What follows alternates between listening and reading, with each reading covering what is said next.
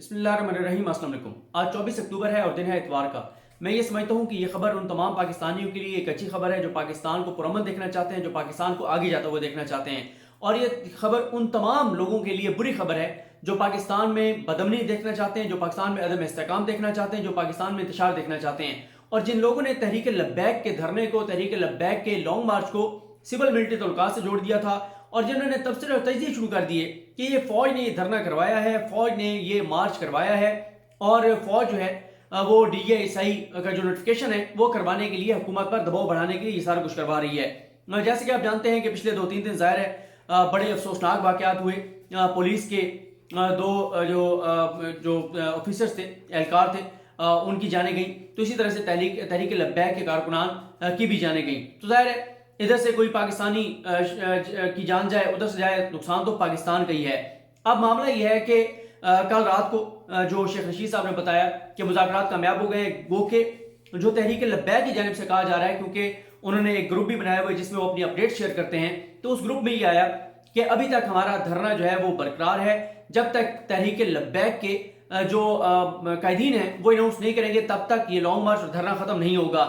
और शेख रशीद साहब ने भी ये नहीं कहा कि फौरी तौर पे धरना खत्म हो रहा है। नूरुल्लाह कादरी साहब ने भी ये नहीं कहा। उन्होंने भी ये कहा है कि ये 2 रोज तक ये इनका धरना जारी रहेगा, और हुकूमत ने जो उनके साथ कमिटमेंट्स की हैं उनको पूरा करने के हवाले से हुकूमत को भी टाइम चाहिए। इस हवाले से कल रात को सबसे पहले रात 12 बजे, तकरीबन 12 बजे से भी पहले, हमारे दोस्त हैं नादिर बलोच साहब, जो कि बड़े करीब से सारे इशू को कवर कर रहे थे, मुसलसल अपडेट्स जो है वो शेयर कर रहे थे। और डेफिनेटली जिस तरह से उन्होंने चीज़ें शेयर की तो उनका तहरीक लब्बैक या जो मुज़ाकराती टीम है उनमें से किसी के साथ रब्ता था। जिस तरह से उन्होंने एक्यूरेट जो है वो इन्फॉर्मेशन नादिर बलोच साहब शेयर कर रहे थे। और उसके बाद फिर मैंने देखा बाबर डोगर साहब ने भी इस हवाले से लाहौर से खबर ब्रेक की, लेकिन पहले जो है वो नादिर बलोच साहब ने की। और नादिर बलोच साहब ने यह भी बताया कि इस मुज़ाकराती टीम में सरवत एजाज कादरी साहब, डॉक्टर साहबजादा अबुल खैर जुबैर, साहबजादा हाफिज हामिद रजा, ये सूबाई वजीर औकाफ हैं आज़ाद कश्मीर के, साहबजादा मियाँ जलील अहमद शरकपुरी, निज़ाम सियालवी साहब, पीर खालिद सुल्तान साहब और साहबजादा हामिद रजा साहब जो फैसलाबाद वाले हैं, ये उस मुज़ाकराती टीम में शामिल थे। 6 अरकान थे, अरकान शुरा थे TLP के। इसी तरह से नूरुल्लाह कादरी साहब, शेख रशीद साहब, राजा बिशारत साहब और ये लोग भी थे। और ये सारी चीज़ें जो है वो नादिर बलोच साहब ने बताई। अब मामला ये है कि इस पे मुज़ाकरात ज़ाहिर है अभी शेख रशीद साहब ने आज प्रेस कॉन्फ्रेंस करके तफसीलात बतानी है कि कौन कौन से मुतालबात जो है वो मंजूर किए गए हैं, कबूल किए गए हैं। एक चीज़ मैं आपको बता दूं कि जो साद हुसैन रिजवी हैं उनकी जो गिरफ्तारी का मामला है, उनको जो हिरासत में रखने का मामला है, इससे पहली वीडियो में मैंने आपको लाहौर हाई कोर्ट का एक फैसला बताया। हुआ ये कि हुकूमती इदारों ने, जिन भी इदारों ने ये सारा ज़ाहिर है जो इस मामले को देख रहे थे, उन्होंने इस मामले को मिस हैंडल किया है। उन्होंने मिस हैंडल ये किया कि वो पहले देखें ना, सूबाई कानून के तहत उन्होंने साद हुसैन रिजवी को प्रिवेंटिव डिटेंशन में रखा हुआ था। उसमें जब वो टाइम पूरा हुआ तो उनको जाना था लाहौर हाई कोर्ट के जजेस पर मुश्तमिल जो रिव्यू बोर्ड है उसके पास जाना था, और उनको जाके बताना था कि हम इस शख्स को, इस रहनुमा को, इस लीडर को तहरीक लब्बैक के हम इसलिए हिरासत में रखना चाहते हैं कि ये चीज़ें हैं।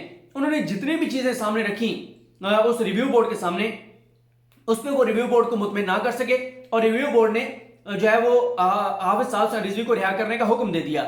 उसके बाद क्या होता है कि ये वफाकी जो कवानीन है उनके तहत उनको जो है वो हिरासत में ले लेते हैं कि ज़ाहिर है सूबाई में तो रिव्यू बोर्ड का फैसला आ गया था।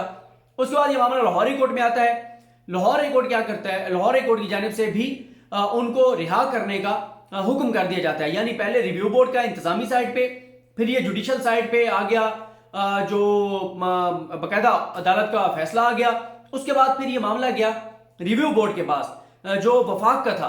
उस रिव्यू बोर्ड ने भी हाफिज साहब हुसैन रिजवी को रिहा करने का हुक्म दे दिया। तो इस तरह से 3 मुसलसल फैसले हाफिज साहब हुसैन रिजवी की रिहाई क्या है, उसकी रीजन ये है कि जिस बुनियाद पे हुकूमती इदारे उनको हिरासत में रखना चाहते थे उस पे वो इन तीनों फोरम्स को मुतमिन करने में नाकाम हुए। अलबत्ता सुप्रीम कोर्ट ने यह मामला लाहौर हाई कोर्ट का फैसला कलअदम करके और इस वजह से दोबारा लाहौर हाई कोर्ट को भेजा था कि इसमें जो दायर इख्तियार का मामला है, कुछ और चीजें हैं, उसको भी डिसाइड करें साथ ही और ये सुने। यानी ये नहीं कहा था सुप्रीम कोर्ट ने कि हिरासत में रखने का फैसला ठीक है, वो टेक्निकल बुनियादों पर एक फैसला आया था कि लाहौर हाई कोर्ट इस मामले को देखे।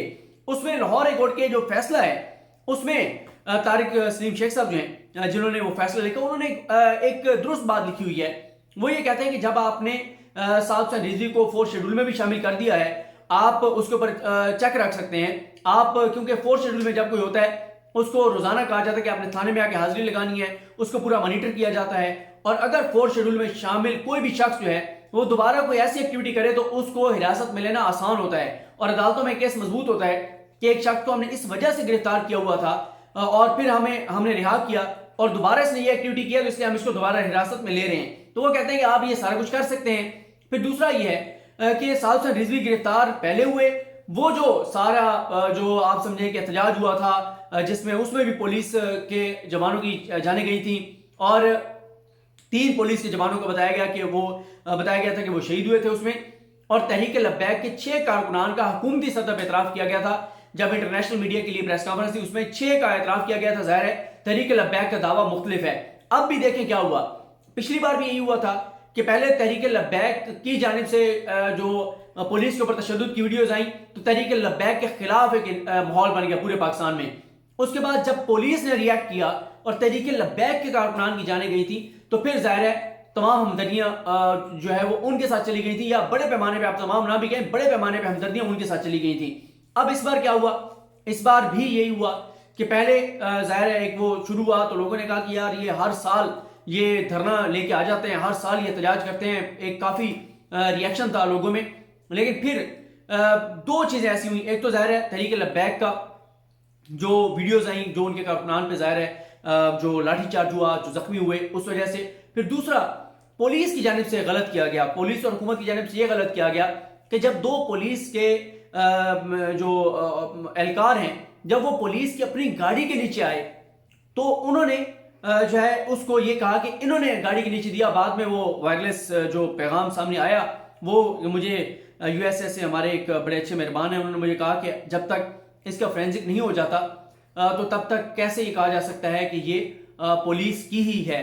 تو آپ کیسے کہہ سکتے ہیں؟ لیکن ابھی تک پولیس نے اس کو اس طرح سے اس کا ریبٹل بھی نہیں دیا، جس سے واضح طور پہ یہی لگتا ہے کہ، اور وہ ٹی وی چینلز پہ بھی چلی ہے وہ آڈیو، تو ٹی وی چینلز کو بھی نہ تو کوئی پیمرا کو نوٹس بھیجا گیا ہے نہ ریبٹل دیا گیا ہے. تو اس کا مطلب یہی ہے کہ وہ آڈیو بالکل درست ہے جو وائرلیس کی آڈیو ہے، جس میں اس میں بتایا گیا ہے کہ اوپر پل کے اوپر یہ جو جہاں پہ میٹرو چل رہی ہوتی ہے جب یہ اس طرح کے احتجاج ہو رہے ہوتے ہیں تو میٹرو کیونکہ بند ہو جاتی ہے، میٹرو والے پل کے اوپر پولیس کی گاڑیاں جو ہے وہ موو کر رہی ہوتی ہیں. ظاہر ان کو آسانی ہوتی ہے موو کرنے میں. اس کے اوپر وہ گاڑیاں موجود تھیں. وہ گاڑیاں جب انہوں نے دوڑائیں تو ان کی گاڑی کے نیچے ہی جو ہے وہ پولیس کے 2 اہلکار آئے. ظاہر ہے ان کی جانیں گئیں، وہ شہید ہیں اور وہ ڈیوٹی پر تھے. لیکن جب یہ دعویٰ کیا گیا اور یہ کہا گیا کہ وہ ان مظاہرین نے گاڑی کے نیچے وہ ایک یعنی اس کے ساتھ کہ طے شدہ منصوبے کے تحت اور ان کو نیچے دیا، تو ظاہر ہے اس وقت ذرا معاملہ ایک اور تھا. لیکن جب پتہ چلا کہ نہیں کہ اپنی گاڑی کے نیچے آئے تو پولیس کا اور حکومت کا موقف اس حوالے سے کمزور ہوا. پھر دوسرا یہ ہے کہ جب پہلے یہ تصادم ہو گیا تھا 2 پولیس والوں کی جانیں چلی گئیں، ادھر سے بھی جو دعویٰ ہے ان کا کہ ہمارے کارکنان کی جانیں گئیں. اس کے بعد پھر ظاہر ہے ایک اور وہ ان کی تعداد بھی مسلسل بڑھ رہی تھی اور مختلف جگہوں پہ ان کو روکنے کی کوشش کی گئی، نہ روکا جا سکا. کچھ جگہوں پہ ان کو خود آگے بڑھنے دیا گیا اور کوشش یہ کی گئی کہ جتنا ان کو پیدل چلنے دیا جائے اور شاید آگے جا کے ان کی تعداد کم ہو جائے. لیکن ہوا یہ جیسے جیسے وہ لاہور شہر سے نکلتے گئے بہت سے لوگ ان کے ساتھ شامل ہوتے گئے. تو اس لیے حکومت اور حکومتی اداروں کو یہ چیز سمجھ آ گئی کہ اس کو ہمیں اب مذاکرات کے ساتھ ڈیل کرنا چاہیے اور یہ اچھا فیصلہ ہے، بات چیت کے ذریعے ڈیل کرنا چاہیے. اور اگر آپ کا یہ معاہدہ دیکھیں، یا تو آپ معاہدہ کرتے نہیں، جب آپ نے ان سے معاہدہ کیا ہے تو آپ اس معاملے کو لے جائیں پارلیمنٹ میں، پارلیمنٹ کے سامنے رکھ لیں.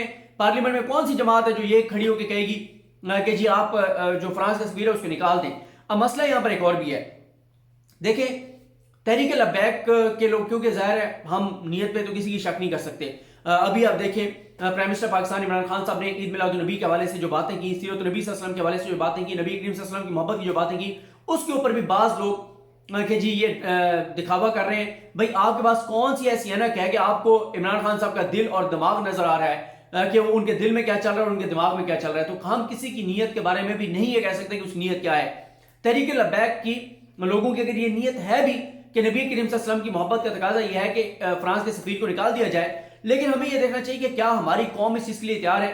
ہم تو دیکھیں ایبسلیوٹلی ناٹ کہتے ہیں. اس کا جو ری ایکشن اگر آئی ایم ایف کی صورت میں آتا ہے تو کیا قوم ایز اے قوم تیار ہے اس نتائج کے لیے؟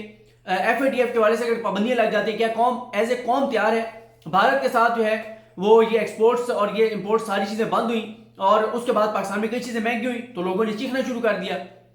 تو مسئلہ یہ ہے یا تو ہم ایک قوم بن جائیں، ایک قوم کے طور پہ ہم یہ فیصلہ کر لیں کہ ہم نے یہ چیزیں کرنی ہیں، اس کے بعد ہمیں بھوکا رہنا پڑے ہم رہیں گے، اس کے بعد ہمیں جو ہے وہ سب لوگوں کو، سب پاکستانیوں کو جو ہے وہ اگر 8 گھنٹے کام کرتے ہیں 16 گھنٹے کرنا پڑا لیکن ہم کریں گے اور اپنے طور پہ ملک کو چلائیں گے. یا تو آپ ایسے کر سکیں قوم تو پھر تو ٹھیک ہے، لیکن قوم تو اس کے لیے ہمیں واضح طور پہ نظر آ رہا ہے کہ تیار نہیں ہے.